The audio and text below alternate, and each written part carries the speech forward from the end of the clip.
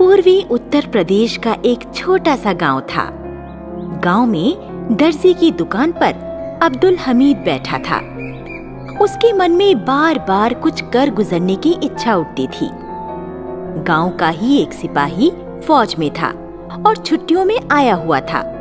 उसने अब्दुल को राय दी, फौज से अच्छी नौकरी कहीं नहीं है, तुम भी क्यों नहीं भर्ती हो जाते? उसके अब्बा यह सुन नाराज होकर बोले, हमारे घर में सिलाई का काम होता है, हम नहीं जाने देंगे लाम पे। उन्होंने अपनी बीवी से सलाह कर अब्दुल हमीद की शादी कर दी। सोचा अब तो पलटन में ना जाएगा। अब्दुल की बीवी रसूलन अच्छे स्वभाव की थी। उसने अब्दुल की बेचैनी देखी। वो बोली, सूरमा बनना है तो कलुआ की तरह चले जाओ पलटन में, मैं सच्चे मन से कहती हूँ। रसूलन ने दिल पर पत्थर रखकर अब्दुल को भर्ती दफ्तर भेज दिया। अब्बा से ननिहाल जाने का बहाना बनाकर वह भर्ती हो गया। सन 1962 में उसकी ट्रेनिंग खत्म होते होते चीन का आक्रमण हो गया। अब्दुल भी मोर्चे पर गया। चीनी सैनिकों ने भारी संख्या में बढ़ना शुरू किया। भारतीय सेना तितर-बितर हो रही थी। बहुत से जवान रास्ता भटक गए और कुछ मर भी गए। अब्दुल और उसके 2 साथी लंबे रास्ते से चलकर बच निकले।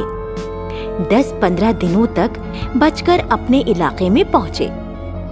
कलवा की मौत सुन अब्दुल सकते में आ गया। फिर एक दिन भारत का झंडा देख घायल अब्दुल को वहां पहुंच खबर मिली कि लड़ाई बंद हो गई है और सेना को घर जाने की छुट्टी मिल गई। अब्दुल के घर पहुंचने पर गांव में खुशी मनाई गई। कलवा की माँ ने अब्दुल से कहा, मेरा लाल कहाँ है बेटा?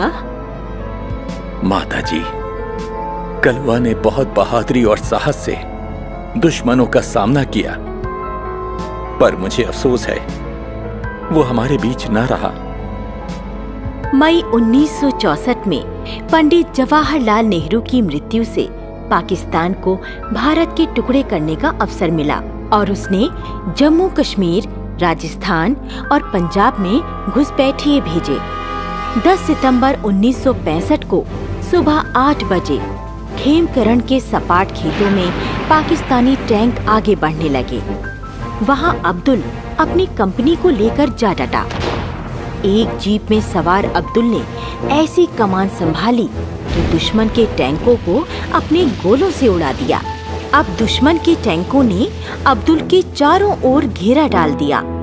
अब्दुल अपना रास्ता बदलते हुए दुश्मन को भुलावे में डालता रहा। उनकी तोपें और टैंकों ने उसकी ओर आग उगलना शुरू कर दिया, किंतु अब्दुल का हौसला पस्त न हुआ। बढ़ते बढ़ते खेमकरण में टैंक खेत होते रहे और वहां दुश्मन के टैंकों का कब्रिस्तान सा बन गया। अकेला अब्दुल अपनी मशीन गन से 2 टैंकों को आग लगाकर तीसरे टैंक पर गोलियों की बौछार कर रहा था। उसी समय उसकी जीप एक चलते टैंक से टकरा गई।